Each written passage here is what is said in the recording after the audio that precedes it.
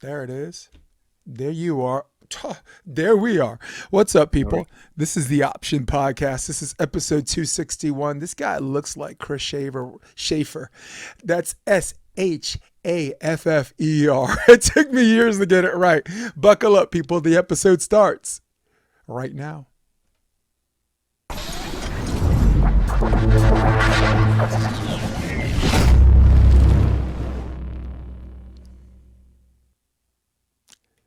What's up, Chris? How's it going?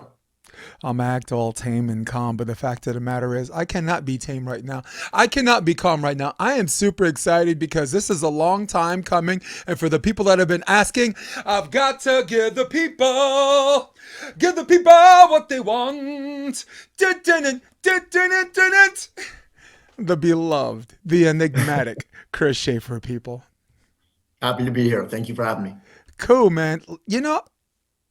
Um, I like to have a conversation more than an interview, but it would be podcast malpractice to not ask you like basic questions. And it's wild? Like all of these podcasts, the one question that everybody should ask that everybody just skips over: how'd you get into the sport? Like I already know most of it, but we got an audience. We got to educate, Yeah, people yeah. watching. So let's give them something. Why volleyball? How the hell did you get into the sport? So my parents both played. My dad was a middle blocker for CSUN. For context, he's 6'9". My mom's 5'2.5" Chinese woman. So I'm stuck in the middle at 6'2.5", 6'3". But basically, I was born playing volleyball. My sister played. I played. My parents played. Grew up playing grass. Beach, open gym, anywhere you can. And then started with indoor, and then got into beach kind of more in college. Yeah, and your mom played where? She just played for fun. She's Okay. the short Asian leagues and playing. But my dad was he was like a little bit of national team stuff way back in the day for indoor, I was and then switched. I But was actually gonna ask if your mom played Chinese nine man, but I think for nine man the women play sixes, right? I think So the women do sixes. I actually haven't done the Chinese 9-man tournament yet, although I count as a half a Chinese, and so they, it counts. I can still play. dude, you first of all, you would once you get into it, you would love it. It looks like control chaos, and I could have Right. and I could actually pull up some YouTube videos of what it looks like because I actually it's usually outdoor, but when I moved here, the American Sports Center or ACS, Mhm. um, I mean, just a scuzzy looking place, but yeah, they had it indoor. So they had Chinese men indoor. They had to repaint the lines, Right. the net and make all the adjustments. And for anyone that doesn't know what the heck we're talking about, it is. You agree with me? It is controlled chaos. It Right. You get an is. extra touch if the ball goes in the net. You can dunk the ball. It's Mhm. organized chaos. Yeah, it's yeah. Like if the ball's off, plays off the net, it doesn't count as a hit. Right. Block counts as a hit.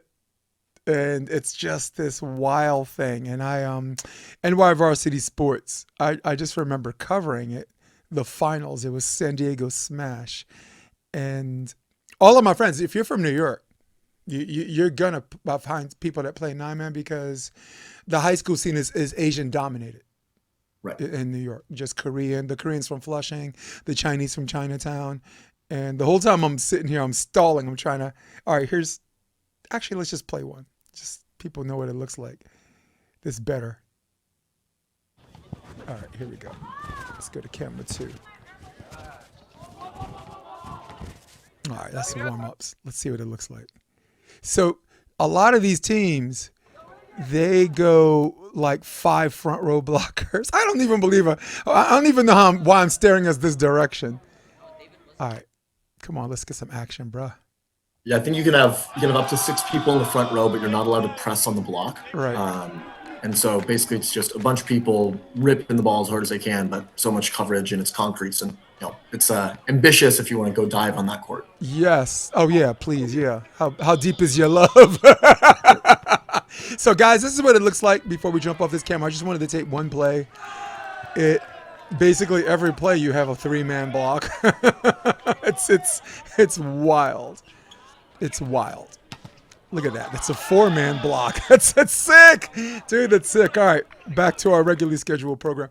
Um so for you, got a father that plays, have family that plays, so you knew one way you were going to be ingratiated into the sport. But Right. did you play for Coast for club? No, so I actually coach there. So I've been a coach there for 7, 8 years now. I Wow. played for Beach Bones Volleyball Club down in Thousand Oaks. That's the 805 area, Yep. and then I went to UC San Diego. So that's what brought me to San Diego. Nice, dude, man, and a lot of talented people, right? Lior, your partner, was there. Lior was Wyatt UCSD. Harrison. Wyatt was UCSD. Charlie Siragusa's UCSD. Chase Frischman's UCSD. So a lot of Triton alum. Yeah, Lam Shin, Yeah. from 1994. That's how I knew about him. They were Division three back then. Right. And Jason All of University of Hawaii has a lot of stories to tell about some of those five set thrillers. But of course we got to talk about them a little bit. But let's get back to you for a second. Was there a particular tournament or a match that you left the match saying like, okay, I like this sport, but Yeah. I think I can do this for a living. I think I could do Yeah. this for real.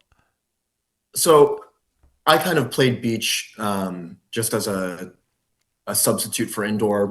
After college, it's like, okay, like let's see how far I can do on beach and play for fun. My sister always had the accolades. We'll probably talk about her more later. Um, I was all right, and then right before COVID happened, uh, I started training with Jake Dietrich a lot, and and then COVID happened, and we're training a little bit over that summer. We're doing pretty well. We're playing Robbie Page. If you remember him, he was the Tenzo guy, Tenzo T guy, who was playing with Hagen Smith at the time. We're training with them two, Yep. 3, 4 times a week. I'm driving down to Hermosa Beach 3 times a week to go train. Started getting pretty good. And then I tore my ACL at Wapaka. And then it was kind of like a weird road bump where it's like, oh, I finally felt like I was figuring some stuff out. Tore the ACL, was not really back in action for a year and a half. I think you actually covered my very first tournament back. I made it to the finals of the CBVA, and I'm limping, gimpy on one leg, playing against the Taylors in a CBVA because I needed to get Taylor Sander more points. And then I would say I played in Seaside, Oregon, with Owen Karlenzig, who's a UCSB Gaucho. He's one of our buddies down here in San Diego. Also had a really good year. And we beat Tim Baumgren and Piotr Marciniak in round of 32. Wow. And that was like, all right, like, the knee's not going to hopefully hold me back too much anymore. And I was like, all right, like let's see if we can keep building on this. And it's been a little bit of a bumpy road, ups and downs, but I think finally trended in the right direction volleyball wise. So And I do think when you have big games and you get a win like that, there is a level up moment where you're like, okay, you know what? I'm not there yet, but I'm not as far back as I think. And right. and then the inherent belief that you can do this for a living, or as much of a living as it will permit, becomes a reality. So was Baumgren, was that kind of like your level up moment? Yeah, that was just so exciting to kind of be like, okay, like I'm back from the injury, Hmm. and there's a whole crowd there in Seaside. I know you've been to Seaside this past year. It's an amazing crowd. The atmosphere is awesome. It's electric, and it gives you the belief that it's like, okay, like this is something that's worth chasing, right? Hmm. Instead of just an expensive hobby. Yeah. Seaside, they put a microphone in my hand and they put me on stage, on that stage. And you know what happened next? I just did Jason things, but, Right. and the thing that made me have this love relationship with them is Dave Shaw, who's the original MC, allowed me to eliminate the fourth wall, jump off the stage. Like in between sets, I'm like, wow, that's an interesting hat. Where'd you get that? I would literally walk Right. up. You from Minnesota? And when you start connecting to the audience, and then they allowed me to do trivia during the technical timeouts, and I did multiple choice, but it's a very educated crowd. I mean, they're just like, I don't need multiple choice for this one. It's Holly or it's or it's Dane. So and but the thing that made them love me, I was like, I had an Aloha hat, like an Aloha, one of the Aloha hats. Right. It was written in volleyball leather, like top flight leather. And I said, "Do you guys like this hat?" And everybody's like, "Yeah." And I took my Yankee hat off and I said, "Then F this hat." And everyone just started cheering, right? They got to see the afro, you know. Yeah. And so, Seaside. Who'd you play with at Seaside? So a couple of years ago it was Owen. I haven't been back there since I played with Owen Karlenzig, but I played with him last 2 years in a row there. You got to go Um, back. next two year. 2 years and 3 years ago. But I think they stopped making it an AVP. Although Right. from what I hear, there might be rumblings that it's going to be something a little bigger next year. Yeah. Who cares if it's AVP or not? It's Yeah, about, doesn't matter. if there's something that I learned, because I took the year off from coaching just to travel, to Mm, build my commentating resume, and I'm not an MC, but we both know I can, right? of course. Um, and I don't mean to sound like some old man to a young man advice. Continue to go places where people want you there. Like Mhm. Seaside loved you. I'm assuming they loved you and they would want you back. And every year you go, they're glad to see you. Continue to go places where you're wanted, and all like the sponsors and the marketing and promotion. You know what's gonna happen. You're not going out there vying for it. You get a phone call, you get an email, you get a text. Hey, talk to me about this sponsor. Talk to me about this training, and you'll know you belong when the job needs you. When the job comes to you. Right. Have you felt that way the last year? You've had a So huge level up year, by the way. You had a yeah, it's sick, ridiculous year this year. Go ahead. yeah, it's kind of the back half was really cool. So I don't know if you've heard of Spike and Go in Hermosa Beach. Yep. There's this guy VC. Mm. He's incredible, and he was generous enough to help sponsor me and my partners for the last couple of tournaments I played in, and hopefully more from the future from that. But um, just finding people to kind of help out a little bit, makes the investment more worth it. And then obviously when the results come, it's cool to see like the support, and it's not just friends and family, but I would call myself a more social guy compared to some other people out there. And I think, we'll have people over at our house in San Diego from Germany, from Florida that visit all the time. Then when we go to those places, we can stay with them. And Oh, it's oh, kind can of I an come? inbuilt advantage. You can, absolutely, Okay. please visit. Okay, go ahead. Sorry. But yeah, it's nice to just see a community being built. I think when I first started playing in San Diego, gosh, 9, 10 years ago is when I got here. Started playing beach. The beach community was a little fractured, and then it's been cool to really see it grow out of its just like individual foursomes or pockets, and everyone kind of plays together, and it's a really good community here in San Diego. Obviously, I know there's the same in Huntington and Hermosa and other pockets, but I think the San Diego community in particular, like we stick around, we wait till the end of the finals if one of our buddies is in it. We don't lose and then go home, right? We're Yeah. there cheering everyone around. I think in Hermosa, I was playing with Lior. We beat our buddy Owen Karlenzig, great match, and he stayed and helped basically coach us and help us out the entire next day, and we're the ones that knocked him out of the tournament. So that's, I think, it's a cool part of the San Diego community building. Let's shout out the other ones too. San Diego's big. I love me some Matt Olson, Matty O. Still, Yeah. still handsome as heck. He's got that granite-looking chin. Right, he looks like he can fight crime with that chin. Makes Mark Burek jealous. Um, let's shout out the Santa Cruz. Those guys very much as far as community and like you said, staying the last. Not just like packing up and going. New York Central Park volleyball, the levels are infinitely different, meaning lower. But the volleyball community, ordering Chinese food to the park, playing spades after the lights, playing cards under the Right. street lights, singing karaoke together. Like all of these communities we're talking about trump Hermosa Beach. Hermosa Beach is about meeting up, playing, and when you're done, I got lunch. Okay, I gotta go to the gym, or okay, I gotta pick up my kid, and there's not a lot of that. There are some spots where you could play fours, and it's a mixture of old school and new school, whatever. But Mm. I don't get a lot of that comes from this organic, like real authentic place like San Diego does. Yeah, I think maybe part of it is just Hermosa, right? Is where most of the top professionals are. So maybe it's the feeling of it being more cutthroat, and volleyball is sometimes the only thing people are doing, right? It's like it's all volleyball all the time. Now in San Diego, I am all volleyball all the time. I coach a high school team, I coach club, I give lessons, and then I train and play. So, but I think the majority of the people that are in San Diego also have another job. They have a wife and kids. They have a tech sales job, an engineering job, and so the volleyball is like it's not as much about being a job. It's more of a sense of community, and it's enjoyable, right? It's for the love of the game, play with joy more than it's 100. work and it's taking food out of your kids' mouths if you lose, right? So Yeah. Well, yeah, I live here, and I agree with you in a sense that when this escapism becomes your career, you kind of look at it through a different lens, and right. and I guess I love having guys like you because it reminds you that don't do this too hard that you forget that it's still fun. Don't forget, Right. don't do this too hard that you forget why you did it in the first place. And you have wisdom beyond your years. Like you're only 28 years old, and you have seen enough volleyball to last like an entire like the career of a 50-year-old. It's wild. Probably. I've been following your not just your BVB page. I've been following you, and because you're more extroverted, I've actually had some opportunities to just talk to you and just chill on the beach and agree and disagree and I'm a hater by nature, so I don't know if you noticed. I started associating myself and hanging out with people who are more glass half full, right? You see me with Aaron Right. Wexler a lot. You see me with like Right. guys, right?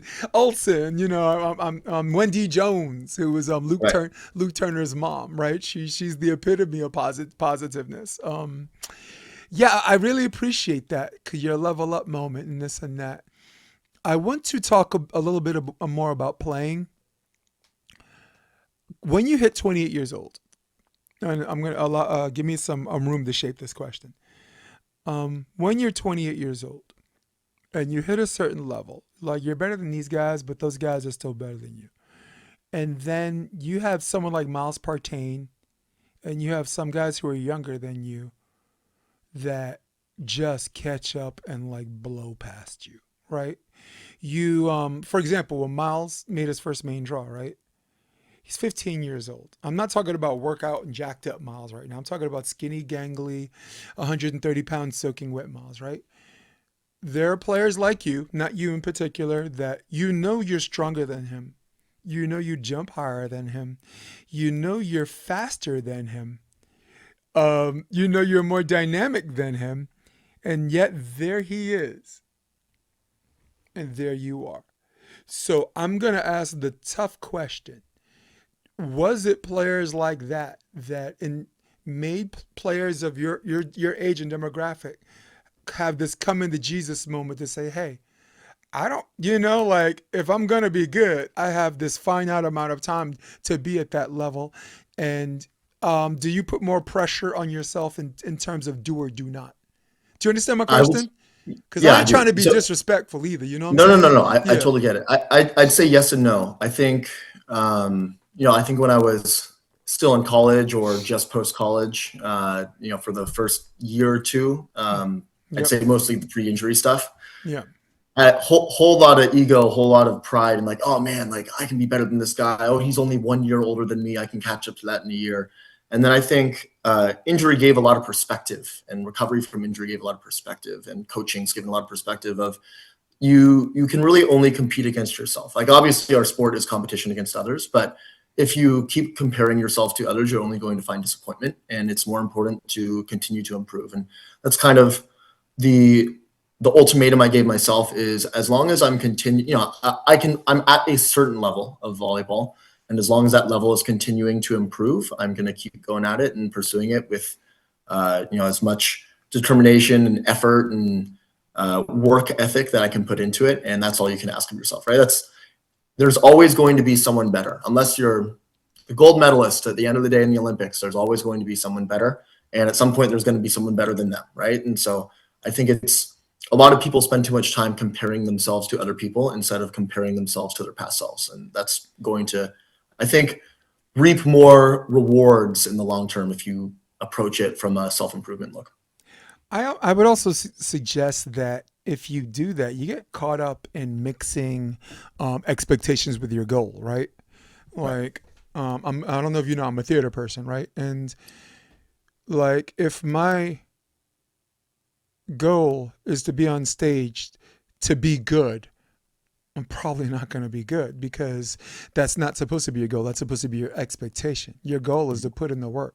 Your goal is to make it about your partner. Your obstacles are something you deal with, and you have tacticals. We have something called GOAT. Goal, obstacle, tactics, expectation. So I like the way you said it because it's very, very easy for people to fall into that trap because they conflate expectations with goals. They sound the same, don't they? But they're really not. They're Right. really not. So, another player question, and this Mm. I wanted to explore coaching later, but I can't help myself. Um, You're coaching juniors, you're coaching high school.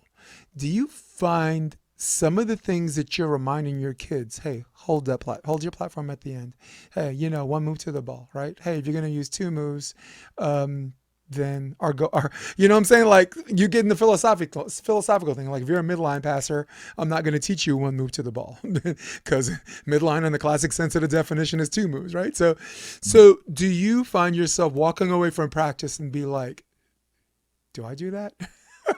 Or did I do Ev- that the last tournament? Do you revisit your own game by coaching? every day. So, you know, if anyone that I coach is listening, parents, I'm still worth the money. But yeah, I use lessons that I give all the time for experimentation.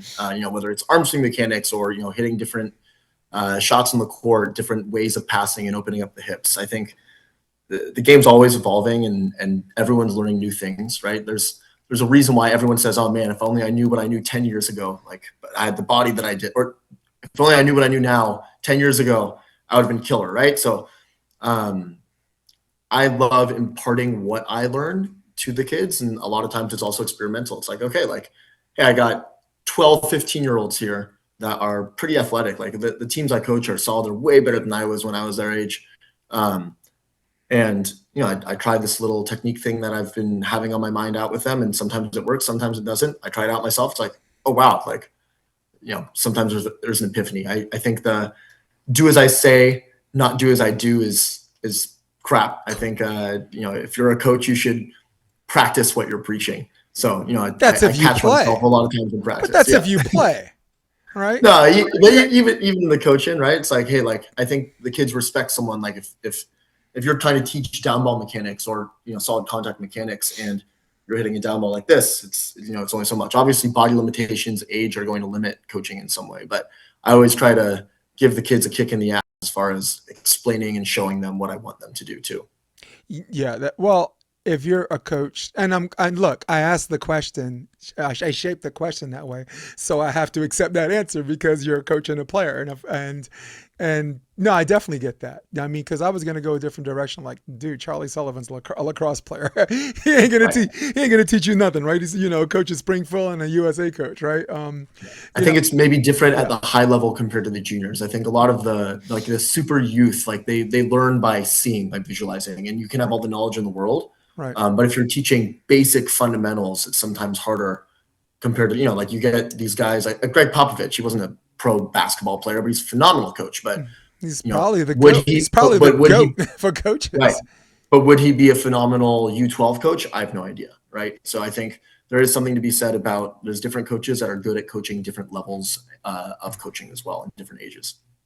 I like that you said that because what it does for you is helps you with your with the goal you were talking about before, right? Like I don't want to be worse and I don't want to be the same. I want to be a little bit better version of myself every year, and all of these small things are pursuant to that, and again, it's really cool having you on the podcast because I've seen the journey, I've seen the ACL, and this year I seen this ridiculous level up moment that I always knew you can do, but I had questions and concerns of sustainability. Can you do this day in and day out?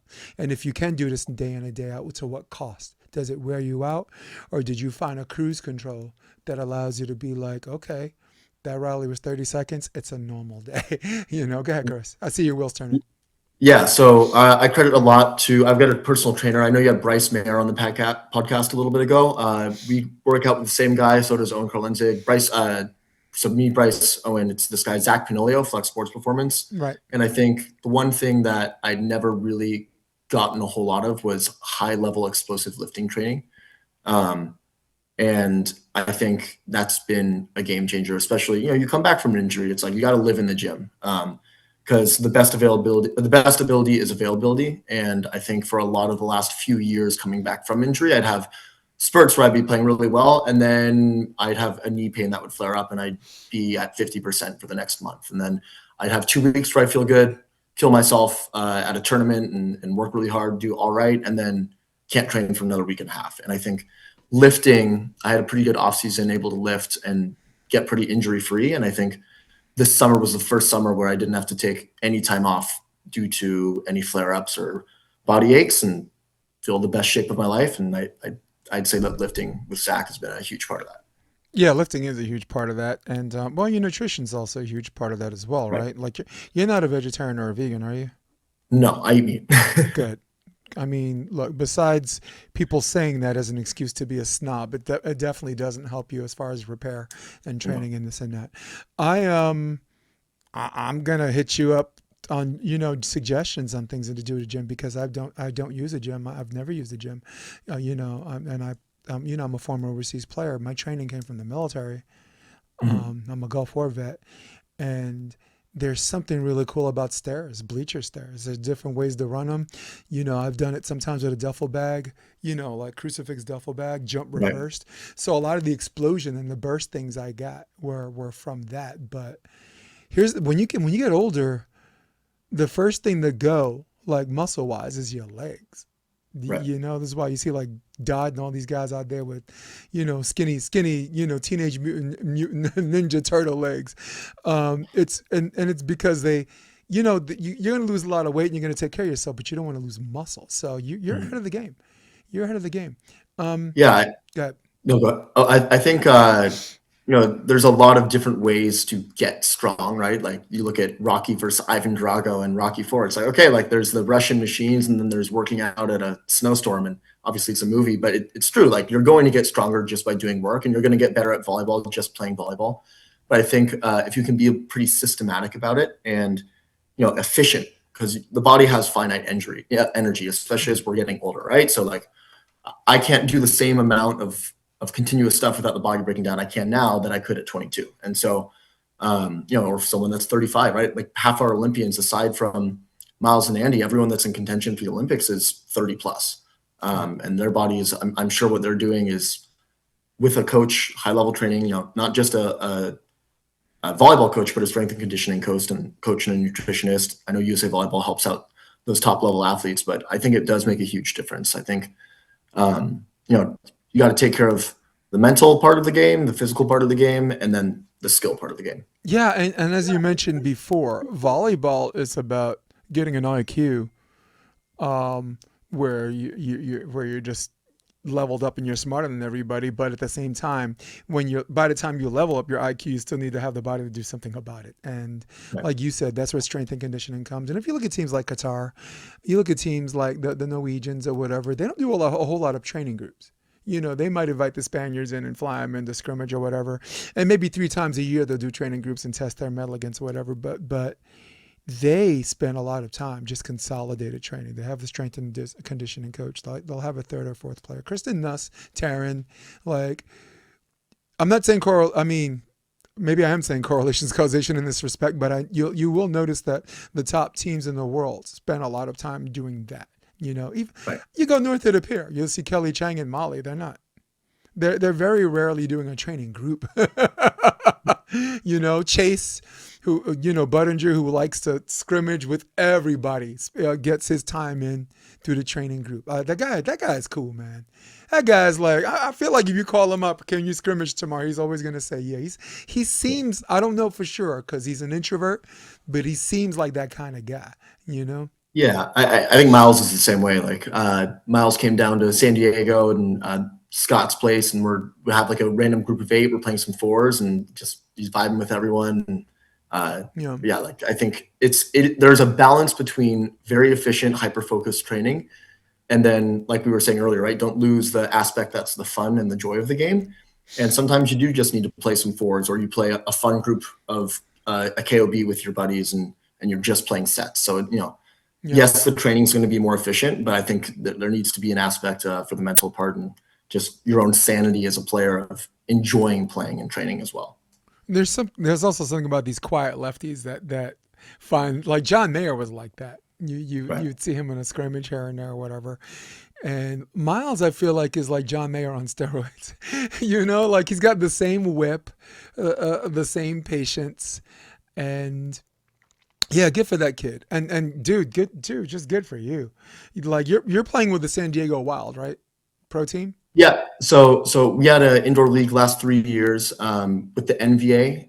Obviously, NBA is taking a little bit of a backseat, but we've kind of been scrimmaging some VLA teams. I actually kind of took a step away from indoor this past season to just let the knees recover a little bit and focus more on the lifting and the beach side of it. But I love the indoor. I think the cross training is great. If your body can hold up and you have an ability to play high level indoor, that's the explosiveness that I think a lot of beach players at the medium tier level, like myself, like, hey, like you play too much beach and you get too cheeky, all of a sudden you're coming in a little soft. And okay, so you go cross training, you play indoor for a day or two, and you're jumping 100%, hitting as hard as you can. It kind of reminds you, okay, wait, no, like I was an indoor outside hitter. I can swing hard around one block. I don't always have to do the beach shot, right? And I think a little bit of cross training is important. I think that strategic works a lot better for the guys who started indoor though, right? Because Sure.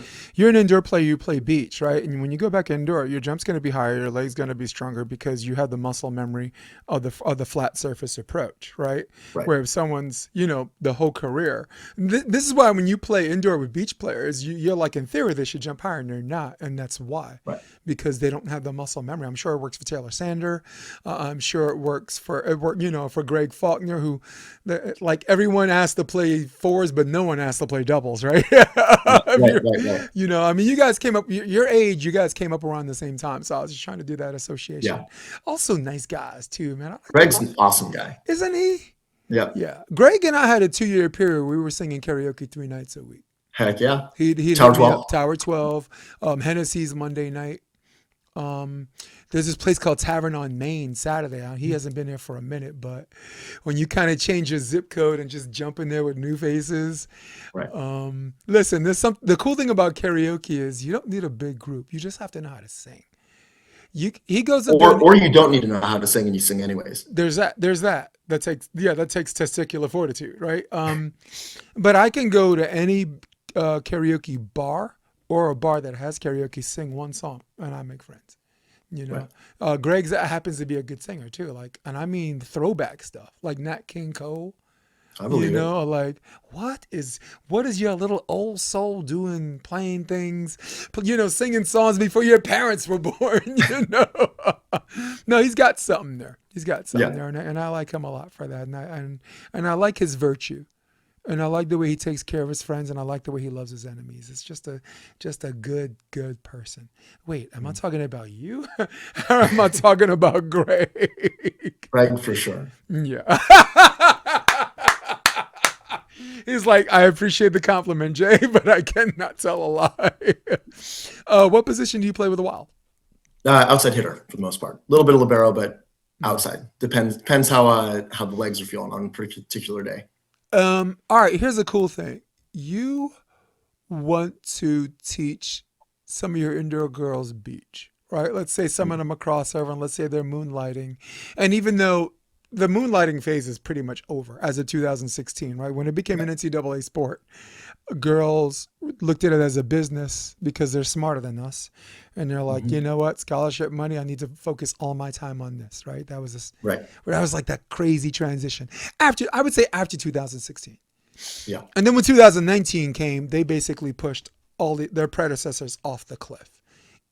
If you weren't Betsy, who took care of herself, or Kelly Kalinsky, or like that, if you didn't mind your P's and Q's, that group of girls, Chrissy Jones, Muno, Kraft, Maple, who were 15 and 17.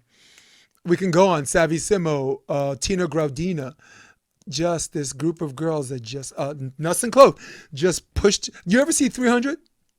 Where the Spartans pushed the elephants off the cliff? That's what I got when I saw those girls, and this is 2019. And Hermosa Beach was the biggest thing because you had girls under 22 in the quarters, semis, and finals. Right. And 3 of them did it from the qualifier. Like Chrissy Jones and Muno made the semis, and they were the 43rd seed in the qualifier.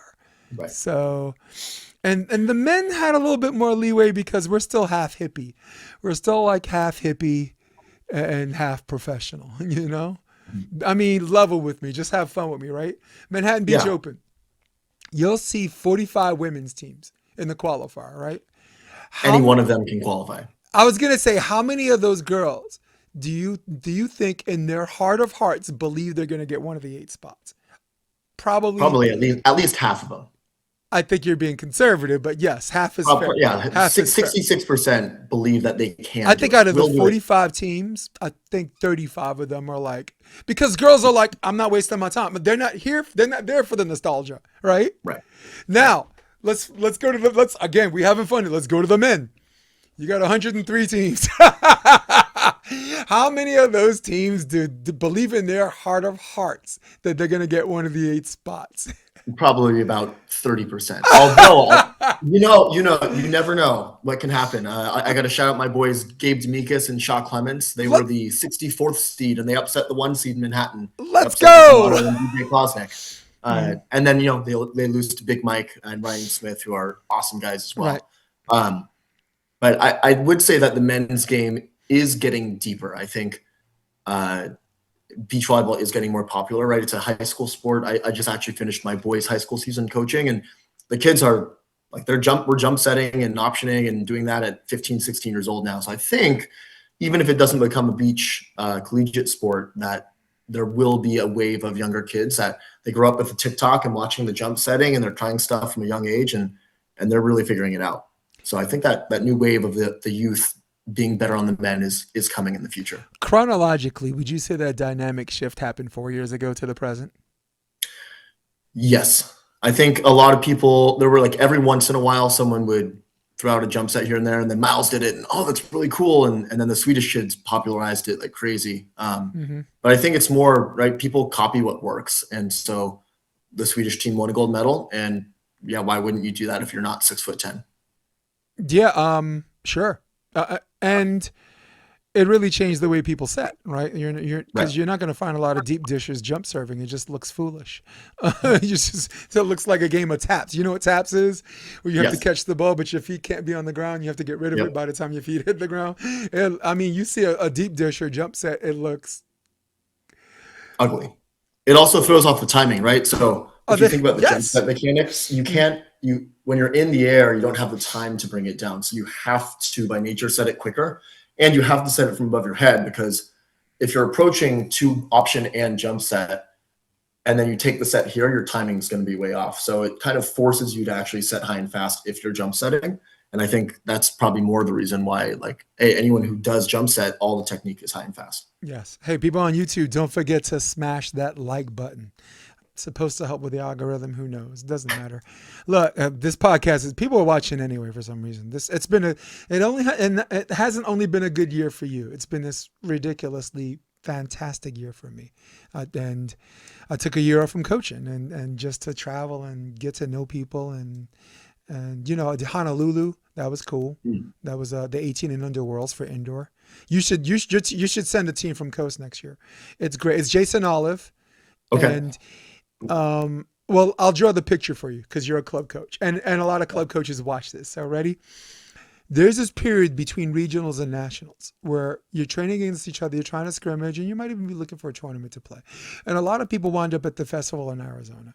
It's hot. It's ridiculously hot there. They play with this other ball. The referees are just weird. And Jason Olive, he got into it with some of them, and Jason's like, I don't have to take this. I can do this in Hawaii. And they're like, well, good for you. Go do it. So last year he did it, the Hawaiian Festival at the Hawaiian Convention Center, 60 teams, just 2 age groups. And it was really like a Hawaii versus the world thing, because they're Hawaii Next Level. That club program is ridiculous. Let's just put it this way: their 18s, their 15s played their 16s for the 18s finals. It's just deep, and it looked like your eye test is like, dude, this is girls. Dude, this is a college match. Indoor girls. Indoor girls. Okay. Yeah, that's why I'm bringing it to your attention, because I know you coach indoor and beach, and it was an open invitation, and you had the Houston Stars come. You had a team from Thailand come, a team from Japan come, a team from Canada comes, and then you had Lava, from California come. So you had, so it's growing into this huge thing. And Jason's like, I'm getting free promos here, but it's during that time period where people are just looking for a place to play. Talk to the parents. Tell them it's a vacation. They're going to want to go to Hawaii anyway. Just drop off your kids and go hiking. Maybe Is take a day in is Maui. yeah. Hmm. Is that the end of the year, same time as nationals, or is it separate dates from the nationals at the end of the year? Definitely separate. Again, Okay. there's a 3 week to a whole month gap between where Right. we have regionals, where you feel like you have nothing to do except prepare for nationals. Right. And it's great for the kids because you know what happens when you grind these things too much, Hmm. right? Like if you grind your knee, the cartilage is going to be gone and it's going to be bone on bone. So Right. it's just a great get away from it and play volleyball. So it's a win for the coaches. It's a win for the parents.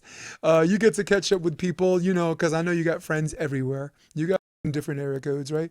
Uh, um, And Hawaii is not a bad place to be. no, it's not.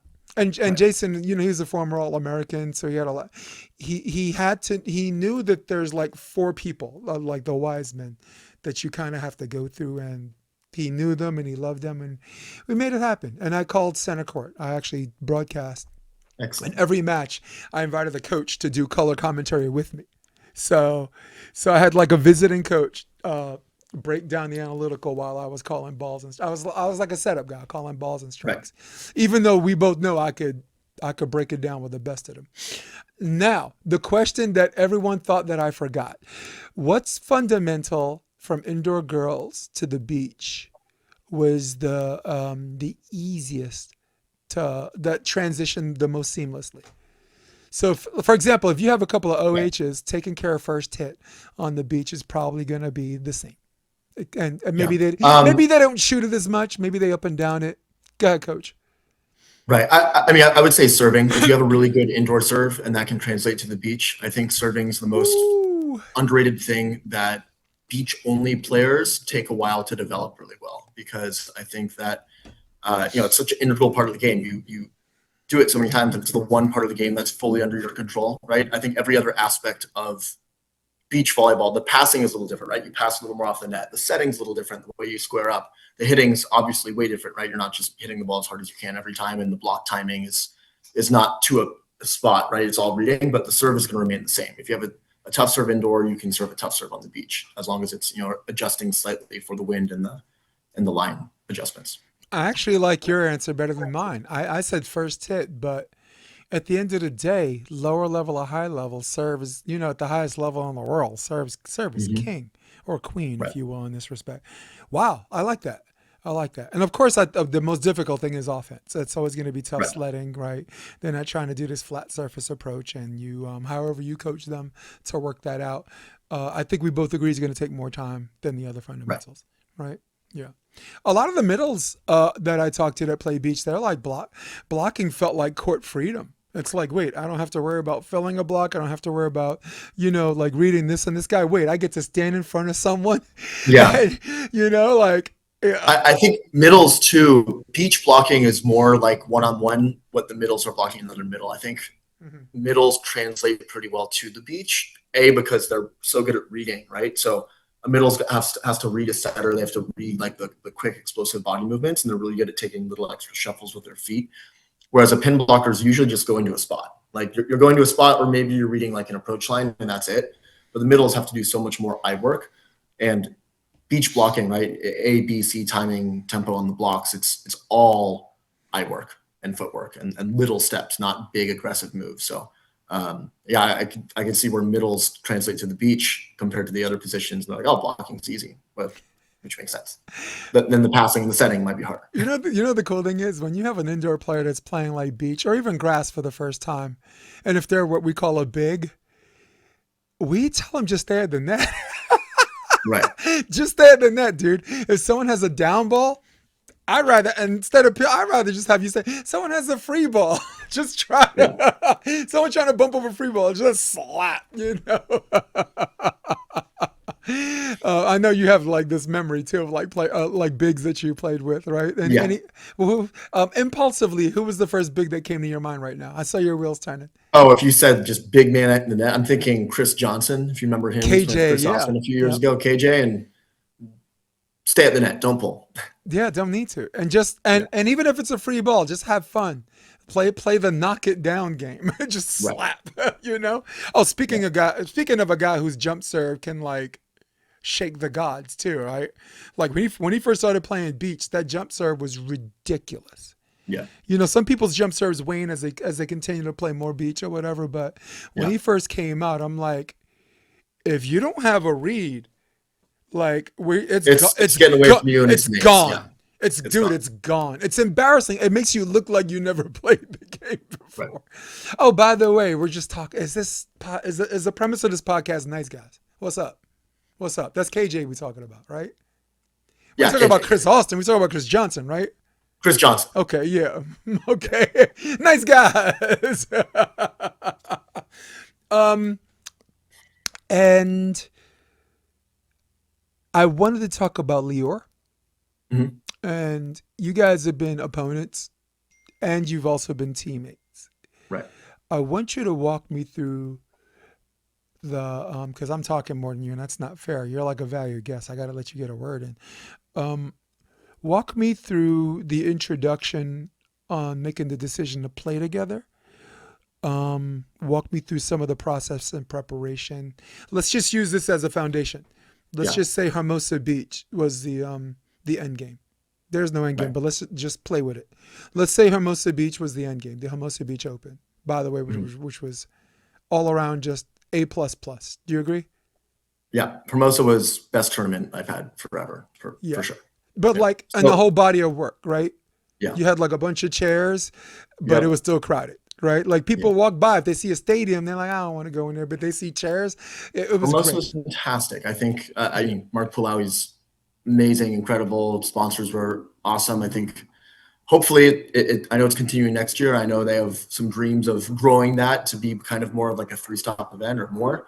Yeah. Hopefully it continues. Well, Also, sorry, I don't know if you can hear there's some Air no, he's not, Force stuff that, going on in San Diego. no, you got Okay. good gain on your mic. Yeah. No, but think about it. Like, Seaside, Motherlode, I took a picture with those three guys together and I'm like, you three are up to something. Like, you know what I'm saying though? Cause those could be the two regional ones and like the finale Right. could be, Or they, even Wapaka Seaside, right? Add those. why not? Yeah, have those guys collaborate because it's sustainable. Because it's a Right. partnership that's not navigated and mediated. Look, Right. Mark did And the right it's thing by having me call court two, and that was cool. yeah. I called court two the last day, and everyone was like, "Dude, you know how sometimes you, you know, but sometimes you know you're on. I Right. thought I was on, and all I got was feedback. But Yeah. so Lior, you guys have this idea to play together. When did it start? How much before Hermosa Beach? Okay, so here's the funny thing. Hermosa was probably our most unprepared tournament that he and I have ever played together. So we've played a couple throughout the years. We've been best friends for the last 8 years, been roommates for 7 of those 8. And so we were partners for a little bit. He got 4 concussions in a year when he was at UCSD, and he switched to defense full time for the last, I don't know, 5-6 years. And Yeah, so he hasn't blocked that'll get in, rid of in your tournaments. concussion. Sorry, Yeah. go ahead. So he hasn't been a blocker in the tournament for about 6 years, other than like he and I would play like a CBVA once in a while. But he's been a full-time defender. He did a little stint up with the USA and DPT in Hermosa for a few months, and then he came back down to San Diego. He's been defending for Owen. He defended for our other best friend, roommate, Alex Biz, who's actually moving to New York in about a week. So if you What? have some contact info for me, I'll share it with him so you can Be hit up some great. good places in New York. But yeah, so Biz didn't want to play Hermosa. And I was looking for a partner. I always loved playing with him. You know, we got the chemistry of living together and training 3 times a week for the last 8 years. And we're like, screw it, let's run it. But he was in Europe with his girlfriend for about 2 weeks leading up to Hermosa. He got back. We had 2 days of practice. It was about the worst 2 days of practice we could have possibly had. We were losing to or almost losing to AA teams in practice in San Diego because we had to get someone at 8 p.m. at night to train for Hermosa when he flew back. We get to Hermosa, have a qualifier. We honestly, our closest match until the one we lost to, aside from the one we lost to Logan and Hagen, was our first round of the qualifier against Kyle, Skyball Kyle. And there's this kid, 17-year-old kid. You know, we're there. We we'll be fine. We start out 6-0. All of a sudden it's 8-8, and Wait, ends this up is being Hermosa a Beach, right? right. Okay, go ahead. Yeah, Hermosa ends up being a grueling 2-set overtime battle, where we barely win in overtime. We're like, all right, so like that was that. Let's see how we do in the next one. We're able to take out a good team in Nate Pugh and Trent Lindgren, and that's when I discovered that I actually can jump serve with the Mikasa ball. It was super windy, just started ripping into the wind, and the hybrid style, Haken Smith style, and worked out pretty well. And then main draw was interesting. We got our ass handed to us by Hagen and Logan. Definitely bodies were sore from the day before. And then we kind of settled in. So I'd never beaten Big Mike Grossell, and he was playing with Skylar Del Sol. I think, I'm not sure if you were commentating that one yet, but Big Mike and Skylar, good team. This is the elimination match, and we kind of figured it out where it was war of attrition. We served Big Mike high, deep floats over his left shoulder every single ball and made him work up and down the court, and we were able to grind that one out in 3. And then something sort of clicked for the next 3 matches beyond that. So we beat Owen and Mark Bucknam. We beat Dave Wyzorek and Marcus Carvajales, and we're in control for every point of those 2 matches. And then, finally Buck stopped short against a really good team in Trevor Crabb and Sam Schachter. But it was competitive. I think you were announcing that one on court 2, and we had our chances in both sets, and always a woulda, coulda, shoulda. But I think some of the best volleyball we've played, and see if it builds from there. Well, I like the chemistry in the sense that you guys are fun to watch. Right. Look, there are people that know how to win, but they're not very exciting to watch, right? Right. In every sport, there's some people that know how to win. They're boring. I'm a big MMA fan, right? And like, there's some matches I watch Tyron Woodley, and I root for him, but I'm like, man, I wish, and I'm a purist, so I'm always going to give guys like you or everyone the benefit of the doubt.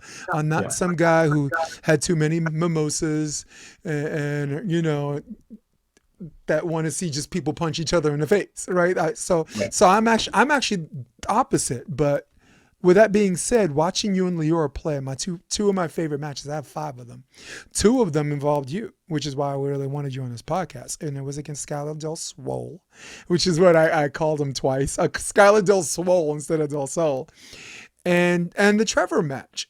And it was because there were wars of attrition, and it was because things didn't go your way, but you were doing something that veterans do called manage the game. Do you know what I mean by that? Mm-hmm. So for the audience, managing the game is when you just feel like you're playing like Kentucky Fried, but you look at the score and you're up 17-15, and you're like, all right, cool, I'm fine, and that's where I thought you got better. You've had games that you thought that you didn't play well, but the other half is you like, look at the score, right.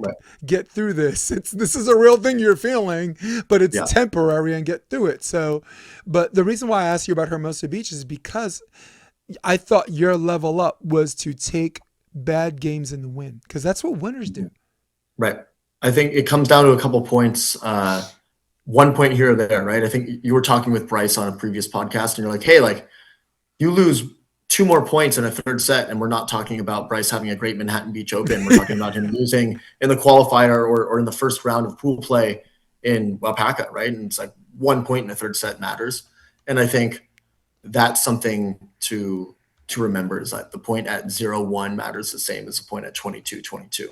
And with that being said, right, you're going to get better strategy, but not taking a point off is so critical in those big matches. And I think that's what Lior and I kind of did well in that tournament was, maybe we'd lose a point, we were not going to win every point, even the ones we should, but it was never because of lack of focus or, just not working hard throughout a point. We're working our off every point, and limiting unforced errors and, making the other team play, I think does a lot. Step 1, step 2, step 3, serve the ball in, don't get aced, and hit the ball in the court. Repeat, rinse, repeat. Rinse and repeat. Well, the conversation I had with Bryce Mayer, and this is what I'm hoping will help him next year. Just remember that championships are not built by blowouts. They're built by 2-point victories. I remember talking about a high school team that I coached, our campaign year at Hunter High School in 2014. We 38-1. We won the PSALs. Friggin' Madison Square Garden gave me Coach of the Year for that. That was nice, right? But I just remember 42 sets of those matches that were decided by 2. We were 39-3 in games, sets decided by 2. Right. If that's split down the middle, that's not going to be a 38-1 record. No. And I think that's what Bryce learned this year. This is something I think you learned last year, and you're spilling into this year. I act like I know everything, but I think I know you, and I think I know this is something that you picked up the last 2 years, because as a volleyball coach and a commentator, it shows in your games, and it'll show in a pattern of games. Like I said before, you're like, oh man, and I'm like, hey, that's a great game, and you're looking at me like, okay, you're generous that game, but it was a game you won. Right. Do you understand what I'm saying? So, and I think if you keep what you're doing, stay healthy, take care of your nutrition. I think you do. In fact, I could take nutrition tips from you. Well, no, I'm 55, man. I look good. You're doing great. Yeah. All right. I'll take your nutrition tip. Yeah. Well, I don't know if you know this about me. I used to weigh 265 pounds. So really, this is 20 years ago. All right. I worked in a cardiology. All muscle, right? 100% muscle. Muscle hiding under fat. Okay. I wasn't fat. I was barrel bodied. Yeah. I was intimidating. I had long, thin arms, and no one in their right mind could fathom how someone as big as me can move like that. But with that weight and the way you land, it's going to tax your shoulder. It's going to attack your Achilles. You're going to have tendonitis in your knee, and all of those things went away when I dropped the weight. I read a book called Doctor, What Should I Eat?, written by my boss, my employer, that uses foods for ailments instead of prescriptions.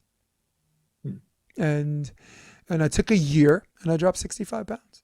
Right on. And I was 33, and I felt like you. I had the IQ and the body to do something about it. So like 2002 to 2003, I let my hair grow long because I used to keep it growing even.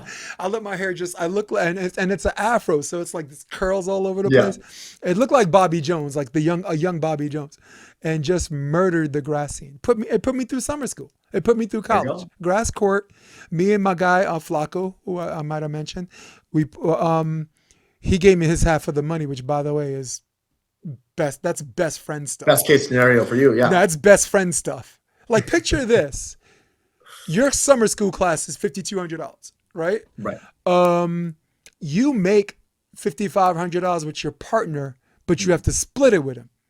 And this is real money because we had Tiva Sandals sponsor us. Right. And I had New York Urban Professionals, a sports league in New York, sponsor us.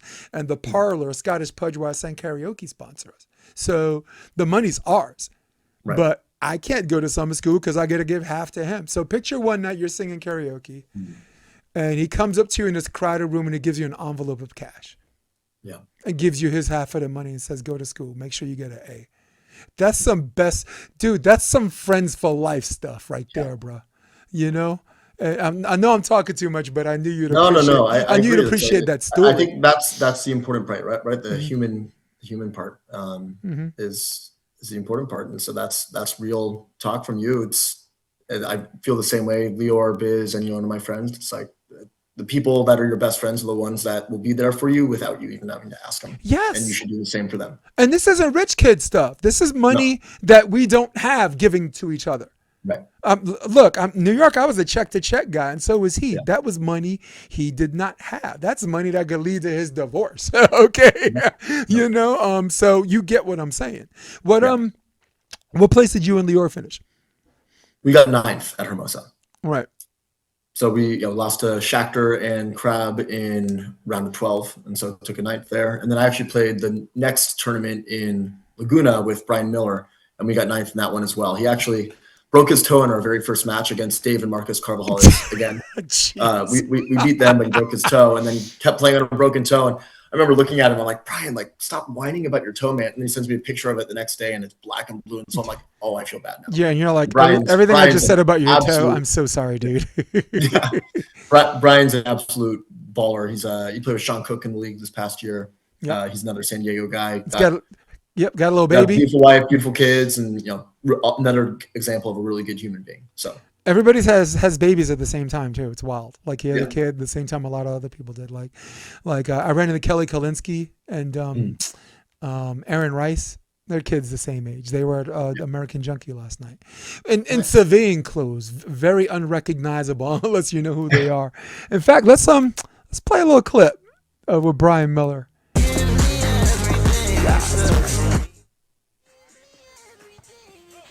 This is a cool clip you guys put up. Oh, come on. They dug that? Come on. He digs everything. Look at that hold. Look at that hold at the end, dude. Again. Dude, I'm so glad I put that up because I love the hold you have on that. Sorry, let me go back. And let me go that. I love the hold you have in the end of the set because as coaches, well, real coaches, we teach that on the pass, on first hit. Right. And look, there's a physical thing. And anytime I see your wheels turning, then please take over after I'm done with this. There's a physical aspect of holding because it creates the hard wall, padded wall effect, right? You throw a ball against a wall, a hard wall comes back the same way. Padded wall might do other things. So from a physical perspective, hard wall, same way. But from a mental perspective, when you hold at the end, like if you don't have a coach around, it really allows you to hit the rewind button and see how you got there. So if you shank it, like the set or whatever, psychologically, you have this rewind button. How did I get there? Cool. This was good. How did I get there? I need to fix that. So I know I'm talking too much about a stupid set, but no, it's good. Please. I know. Come on, we're volleyball nerds, dude. We are volleyball. We can talk all day about this, but Skylar Del Sol camp of setting, right? You might as well hold your target. You're not faking aiming out in beach when you're setting a high ball. So just make it really easy for your partner to read your hands. Yep. Yeah. Well, yeah, definitely. Well, passing is more of an indoor thing. And in fact, women do it better than we do. Guys, sometimes we always catch ourselves. Guys in indoor, man, we just stand on the 10-foot line and we take every first ball with our hands. We have no respect for skill, man. We have no respect for actual skill. We're sitting there J-hooking. Yo, this is easy. Whoa, we're just like, dude, are you trying to look like Monroe Clark from the movie Side Out?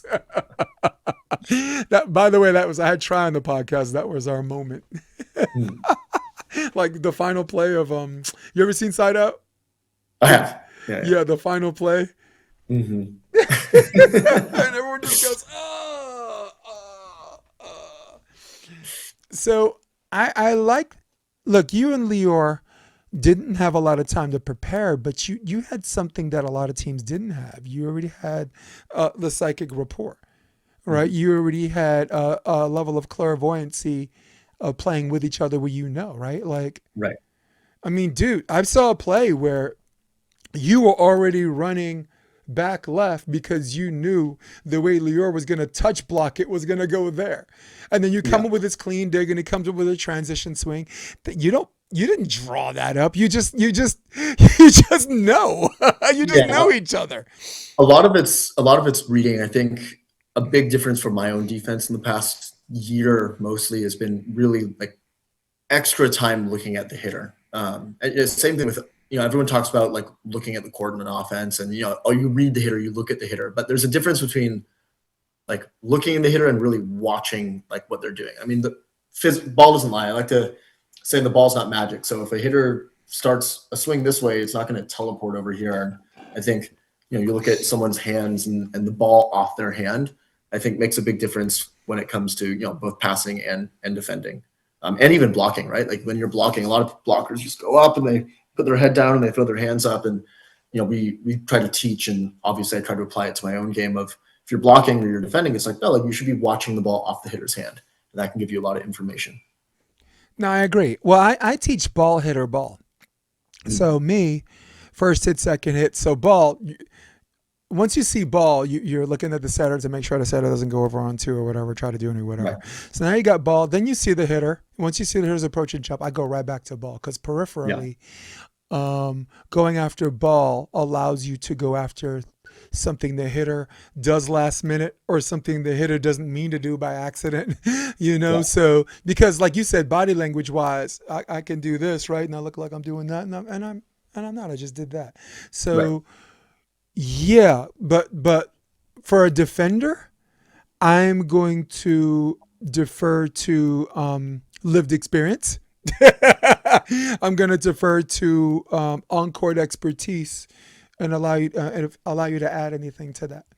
Yeah. 'Cause- So do you know concept of like hard vision versus soft vision? yep, Yeah. Right. So I think, I teach it. Yeah. Mhm. in serve receive, in defense too, it's like your hard vision should be on the ball and the hitter, and Mhm. then your soft vision will see everything else. I think same thing when you're attacking, right? Like I ask my kids that I coach all the time, like, hey, like, what are you looking at when you're swinging, especially when they're miscontacting the ball or something? And a lot of times it's the court. And I think in beach even more so. Like we teach the importance of vision so much in beach that a lot of times you stop looking at the ball, and you're like, oh, I'm just looking for the person. And at least in the men's game, maybe it's different in the women's because there's the limbs are shorter and the net is lower and the block isn't as high overall height wise over the net.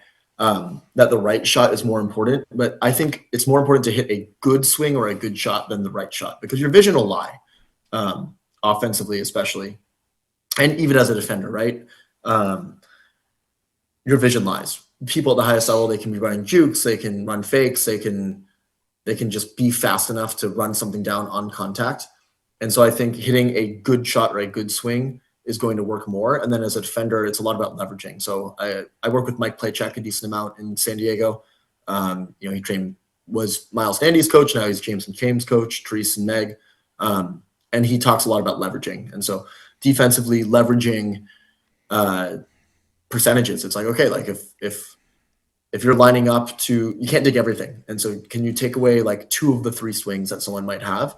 And then your vision is just basically from a defensive standpoint, putting you in a position to dig 2 of those 3 swings. Because you can't get everything. You got to play percentages. Right, which supports your assertion of the ball doesn't lie, right?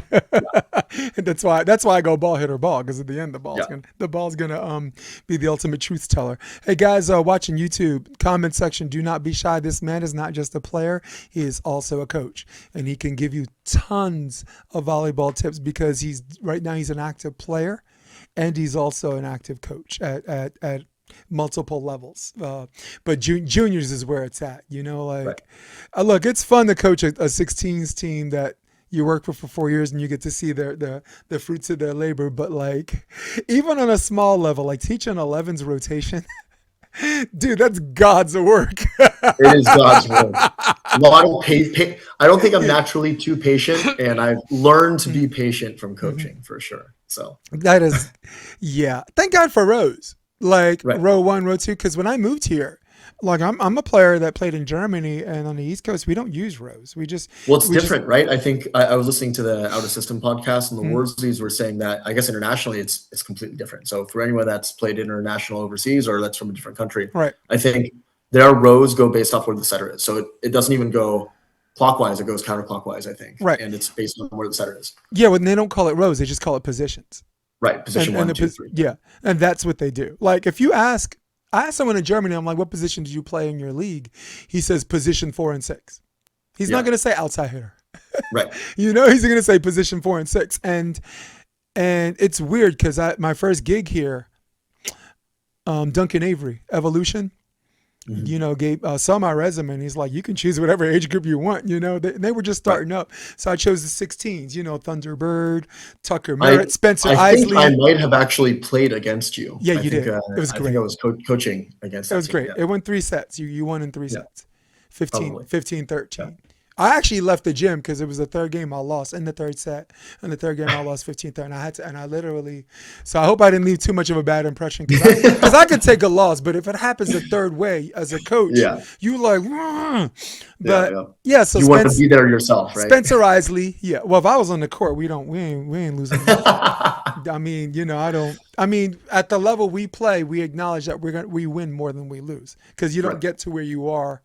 If you get to where you are and you start losing more than you win, it's exactly Time to where you retire. want to be because now it's a Right. new obstacle. And Okay. again, I'm an absolutist. I'm a Bill Parcells guy. Either you do or you do not, right? But yeah, definitely play coast.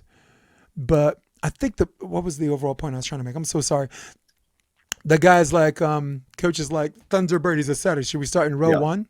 And I'm like, what? What's row He one? says, row one. I'm like, no, just start there. He says, so that's row five. And I'm like, fine. I'm like, I know, stop playing stupid with me. I said, I know you're familiar with positions and you're playing to the fact that I have no idea what the hell rows are. You're trying to play with me. Get over there. Should I serve type 1 or type 2 serve? And I'm like, is this volleyball or is this diabetes? What do you mean type 1, type 2? You're laughing because you know all these terms because you grew up in the culture, right? And sorry, from my East Coast people, type 1. One type is competitive, one type is keep and play, right? Which for juniors is their thing. But to me, no, they're all competitive. Do you know what it's called when I ask you to serve tough and not miss? It's called pressure. Okay. Yeah. And either you can take it or you have to train yourself to take it. It's a do or do not thing. But my point is, I never liked rows because row one statistically identifies the rotation, the one rotation that's the toughest to get out of. It's the one rotation that has 3 front row hitters, again educating everybody, and the setter is in the server spot. That's row one, and coaches love to start everybody in row one, and these people always contend that they go by the analytics, and they don't even look at their own numbers. Their own numbers show that it's the most difficult rotation to side out from. Yeah. Ridiculous. I think it's interesting though. So I don't know if you've been watching indoor at all, but the VNL, there's a new rule where you can move and release off the toss, not off contact. Oh, and thank so God. People in row one, they're just stacking and they're sprinting to their spots on toss. And so you'll see even in the VNL, there's people that are quick serving now, so people can't get into position in like the tough rows in row one, row two, because otherwise, like essentially, it doesn't matter anymore. You even have a libero and an outside hitter switching. In middle back to have your libero passing middle back every time on high jump serves now sometimes too. Do you have any idea, as a former indoor setter, how many times I got called for out of rotation, particularly in row one? Like row one and row four, like everyone stacked left. Yep. And I just learned how to go get low and long, because when you're in the athletic stance and you do this, your first step is here, but if you're standing up like this, like everybody else is, your first step's here, your second step's here. You feel you're still in the same spot. You just did the running man. You took 2 steps and you got nowhere. So the athletic stance, low and long, all of a sudden you're like this cat trying to leave the room that don't want anybody to pet him or touch him when he goes out. So, but look, that's a win for the setters because. Again, since we're talking volleyball, the best way to combat that before that was just to hold your platform. Because when you hold your platform, the pass stays in the air and basically waits for the setter to get there. You can order. I think it's good for the sport. I think the no doubles rule is also good. I was pretty against it at first for the indoor. Severely against it. But go ahead. But I think it's good because realistically, a good set is still going to be more accurate and give your team more of an advantage than a bad set. So I don't think you're making a barrier towards the skill. I think the skill will still need to be there to execute at a high level, but I think it just takes the variability over it. We were talking earlier about 1 to 2 points determining the outcome of a match. And how many championships do you think have been determined by a ref calling a double or not calling a double? Very rare. Right. How many? What level are we talking about? Not on championship point, but we're talking about margins, right? What level are we talking about? We're gonna, you talk about juniors championship, or you talk about like a beach championship where it's 15-13 in the third set, and how many beaches may be different, or indoor, but how many doubles or out of rotations, maybe not out of rotation, but a double or a lift or an overcall has determined the ultimate winner of a game. Maybe not too many, but I think eliminating that in general for the indoor side, to have these refs that are underpaid and overworked and not really wanting to be there, not having them to worry about calling doubles, I think is not the worst thing in the world for the juniors level. Let's not jump off this. Let's continue to talk about this because Yeah. now we have a subject matter that's compelling, and not everybody's going to agree with us. Right. The reason why you don't see doubles is because if there's going to be doubles and these weird things, there's my ESPN thing. Sorry, I'm going to do a do not disturb. I don't care about my fantasy right now. Is because you're so far into the game. Yeah, the doubles are if the doubles are going to be called. If you have a ref that was calling everything or calling nothing, it was already going to happen. So the setters have already adjusted to how the referee's going to ref the game. So that's why it's very, very rare, and like Paul Sunderland says, okay, so he was talking about the power dink, like the power dink. And then Paul Sunderland's like, all right, I remember watching a match.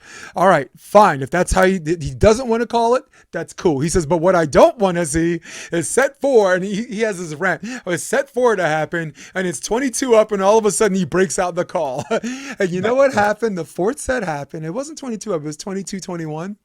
And they called a carry on the whatever, and he's like, "This is what I'm talking about." He's just waving. He was just, and I started laughing, and no one else thought it was funny. I was like, "But this dude was calling it from game 1." Now, I will only land with what my take on this. Eliminating the double call affects no one at the high level for 2 reasons. One, they're not going to train their kids to set any differently. And 2, like you said, the double doesn't determine it. It only affects the lower level people because there are coaches that are going to skip that process. Mm-hmm. You know what I'm saying? Like, I am old enough to remember serve receive, a double hit for serve receive or for first contact period to be allowed, right? It didn't affect the highest levels because the highest levels, no one's receiving with their hands anyway, except in a middle, just taking a short serve, run it back one, blah, blah, blah. It only affected the lower levels, and I was coaching Division III at the time, because the referees didn't know the difference between a carry and a double. You got Ramapo, their whole serve receive going up there and just doing this. To me, that's a throw. To the refs, that's a double. And then at some point, they stopped calling second and third contact, right? This double being legal right now, I don't know if they're going to be more hyper-focused on third contact or double over, right? Yeah, so they still... I think the rule is still that if you double the third contact, it's still ref's discretion. And so, I mean, I think that's... So it's not protected. The rule doesn't protect third hit then. Correct. It only protects second first contact has never been called, but it protects second contact on a ball that does not go over the net. So if it gives your team a quote unquote advantage where, let's say, you butcher a set and it goes over the net, that's now technically an advantage. And so that ball is still called a double. But anything that stays on the side is good.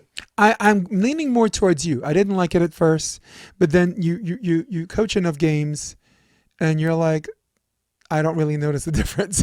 and again, we coach every level. So I kind of agree with you. But I was very scared because, again, I started playing in 1988.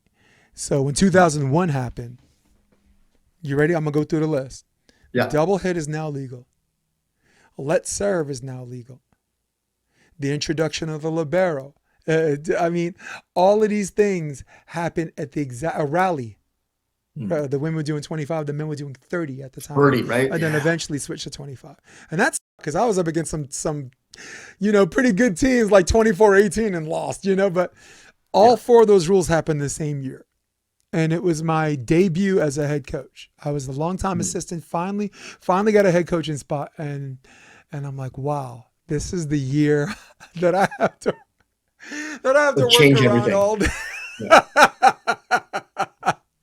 Oh man, it's so cool. So what does Chris look like in the future? Do you want to continue to play with Lior? So we're playing a futures in Florida in Pompano at the end of the year in December, and then obviously no one has any idea what the schedule is going to be like for AVP. All we know is Hermosa's happening, and there'll be FIVB stuff. So my sister just graduated from LMU. She lost the national championship as their ones defender this past season to the Olympians, and then she's doing some USA volleyball stuff too. And she's fantastic. She's a better player than I ever have been. And so it's it's always been like our dream to like, oh, like you play together and you and travel the world and play a little. So hopefully we get to play in some of the same tournaments this next season now that she's finally done with college. Your parents got to And be proud so of you. This has yeah, got to be so a great moment to watch your parents watch most, siblings yeah, just kill it. You know. yeah.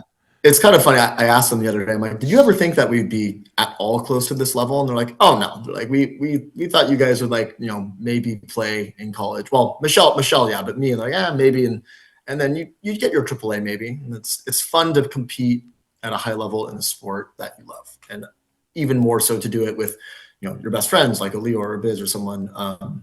And most of all with your family, right? So it's been really cool. I've gone to as many of my sister's games that I can, and it'll be fun to finally be able to be at the same tournaments. I think the only one that we've actually played at the same time was Waupaca the year I tore my ACL, and she did great in that tournament. And I think she got third in the grass that Tell year everybody your too. sister's name, first name. Michelle Shaffer. So Gotcha. she's at LMU. She was her and Lindsay Sparks were the two grandmas in beach volleyball last year as seventh years. So 4 years, COVID year, medical red shirt, and normal red shirt. Nice. Just living at school right now. Yeah. Yeah. But yeah, Well, watch out for her. She's gonna do much more special things than I will. So I'm gonna do this. Talk about the easy part first. Your sister was always a good player, and playing under John Mayer, was only gonna get better. John Mayer. As far as the top 3 coaches in the NCAA, I got him. I got Jeff Alzina, Santa Clara, not a big school, but yep. still the best coach. And that's where my sister went undergrad, actually. Jeff. Wow. Jeez. Jeff and then John.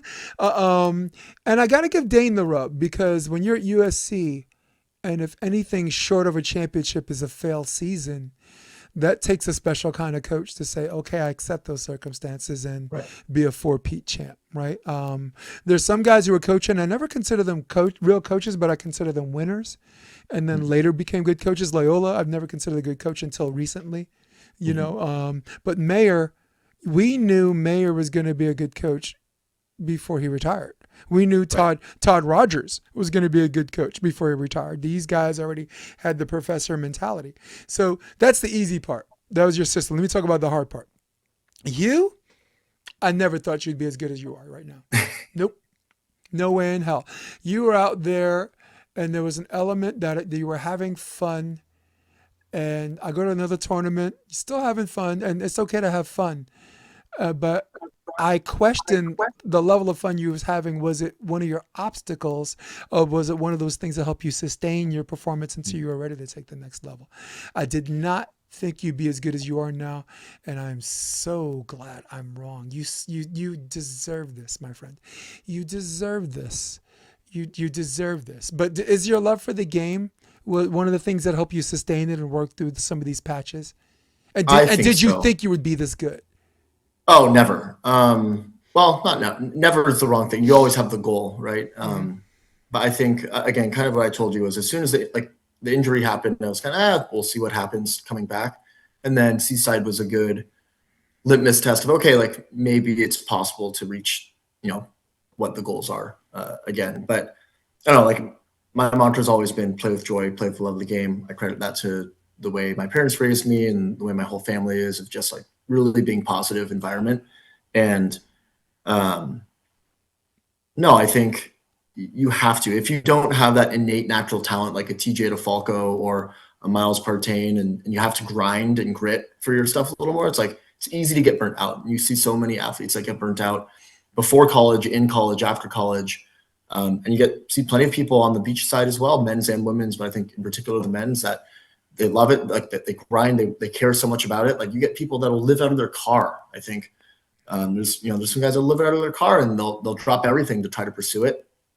And if you don't love the game, and you don't have good results, that tanks like your confidence, and it tanks everything. And so I think you have to have a love of the game. We're not a sport that makes millions of dollars. It's not a good financial decision for 99.999% of people to play the sport. So you play it because you do love the sport. Right. Yeah. For me, if I make more money talking about the sport and coaching the sport than you do playing it, you do have a decision to make on your love versus your first chakra, your groundedness, your security, your apartment, right? The carpet under your feet. Yeah, and you made a very good point because if you take care of the things from the neck up, the muscle between your ears, you're able to endure the bad, and when you're ready for the good, you're not so worn out. Like, I don't mean Right. it. I'll name names like Cole Fears is someone I thought put way too much into it, and it got the best of him. And then I think he kind of had to leave and come back at it from a different angle, right? Mhm.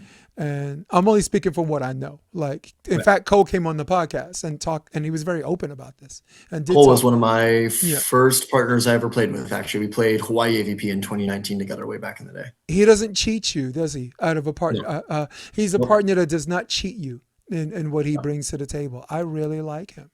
I Yeah. liked him And and he Hagen. brought us Andy Benish too. Yep. Wow, there it is.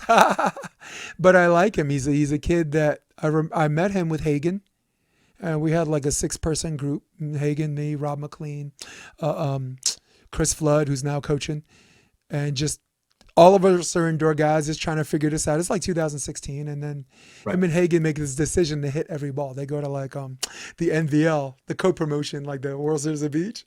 Uh-huh. And they're like, no tips. We're just gonna hit Yeah, everything, and everything. it just worked. And it just, But I'm like, I got to coach him with Chris Austin in Manhattan Beach, and Mhm.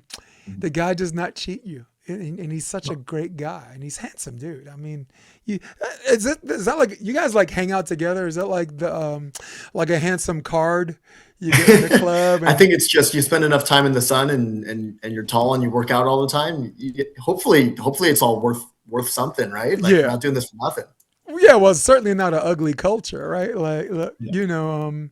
And of course, I'm from New York. I know pretty when I see it, right? So I see plenty of girls with like good looking bodies, but they got a leather face. They got a pit bull face. I don't know. Maybe I ain't walking down the street with that, but maybe I am. But look, I got me a real one. I'm sure you do too. You got a real one? Are you single? What's No, up? I'm actually on the market right now. So yeah. Let's go. Did you hear that? Come on. Did you hear that? Look, I'm off the market. I was the guy who was the oldest ride, but still the longest line. But you got someone better, man. You got yourself an upgrade in Chris Kennedy Shaffer. Not kidding. David. Kidding. I did Close. that to Jeff. I say Jeffrey Kennedy Samuels, and Jeff is just like, Ah, oh, really? yeah. Rob, keep it McLean. I got Rob nicknames for McLean's everybody. another guy, awesome human being, real cool Yeah. dude. Yeah, He's Rob McLean's great. he's a brother from another mother. He's not just a friend. We're really we don't he's the kind of guy like if I don't talk to him from a year, he's still Yeah, the same close friend. yeah, That's like family. yeah. Yeah. Hey, at some point I know you got to go coach, but I wanted to talk about last good book you read. Let's just go. Last good book I read. Have you ever read Chop Wood, Carry Water? Yes, that's required reading for Yeah. LMU. So we have our boys read it a lot of times in our club. It's just it's easy read, but you take some big messages from it. So that's You last great book I read. Everybody hear that? Yo, Chop Wood, Carry Water is required reading for Loyola Marymount University. And it was the first time I read that with John because I was John's assistant in 2018 and 19. People don't know that, right? It's 100 years ago. Yeah. But so I got to work with him, Aaron Mansfield, and a little bit of Betsy. I don't really like that girl that much. Okay. Last favorite sports movie that inspires you. Oh, Rocky, for sure. Which one? All of them? Rocky 1. I like Rocky 2. You like Rocky 2? Well, Rocky 2 is where he wins, but I Right. think Rocky 1 is Oh, special it's a because draw, he right? works really. Yeah, Rocky 1 he loses to Apollo in the end, but it's still No, it was a classic. draw. Was it draw? Well, was Apollo wins by split decision, I think, right. in Rocky 1. It was yeah. That was great. I like Yeah. Rocky 2 because at some point you have to separate yourself. Like you want men to be sensitive to women's needs or whatever and this and that. And I'll skip all the BS and just get to the through line. The through line, he said, "Yo, Adrian, I never asked you to stop being a lady. So please don't ask me to stop being a man." Right? Yeah. I really like that line because it's not Like everyone accuses people of being sexist when you want to just be a man. That's not what he's asking. He's never asked you to stop being a lady, right? But there's some things that you have to. He makes a decision as a man, and you have to get behind him on this thing, you know. Yep. And he didn't train well until she said when. Right? She had like almost, she wound up in the hospital, and he's like, I'm all right. I'm not gonna fight. This is gonna cause all this stress. And she's like, when? And then all of a sudden, the Rocky music comes, and he could catch the chicken. Remember, he could catch the chicken. What is it? Every great man has a great woman behind him, and vice versa. Yes, absolutely. I don't know if you drink that much, but are you a bourbon, vodka, or tequila guy? Bourbon, but probably even more so rum. Nice. So rum's my drink of choice. Nice. Oh, the other sports movies, Remember the Titans. Sorry, I meant to say that. Oh. Awesome. Did you have an action film star growing up? So when you're like, that dude's bad, Yeah, so we didn't watch a whole lot of TV. So I grew up playing piano, saxophone. I could read, write, and speak Elvish from Lord of the Rings when I was in elementary school. Let's and so go! I was a super nerd playing Magic the Gathering with glasses and the marching band. So if I'm being honest, I didn't watch a whole lot of movies or TV growing up. Well, last time I checked, Lord of the Rings was a movie. Lord of the Rings is a great movie. So my next question is going to be Lord of the Rings or Harry Potter. That's a skip. Lord of the Rings. Easy. Your favorite sport outside of volleyball? Whether basketball, NBA teams, the Lakers.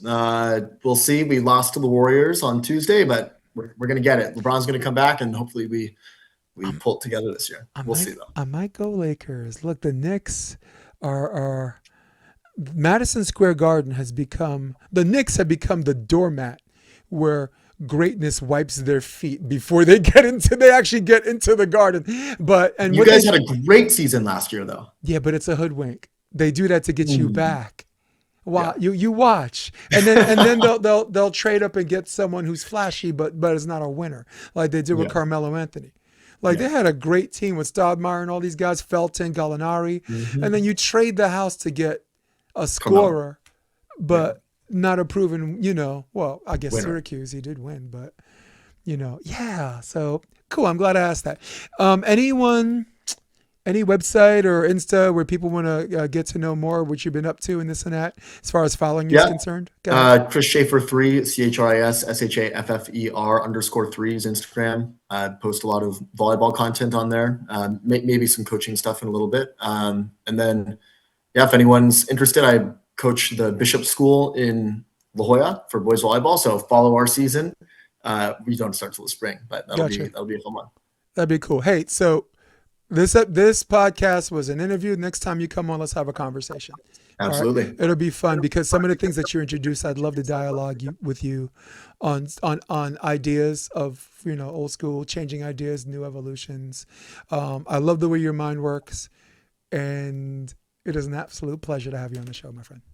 Pleasure to be here. Thank you, Jason. Right. And everybody else, he might love you, but I don't love any of you guys. In fact, I can't stand any of you guys. In fact, I'm out of here. So for all of you at home, for all of you on your iPads or iPhones, for all of you on your Droid, if that still exists, I don't even think that exists anymore. For all of you on your desktop, who runs the world? Old school, baby.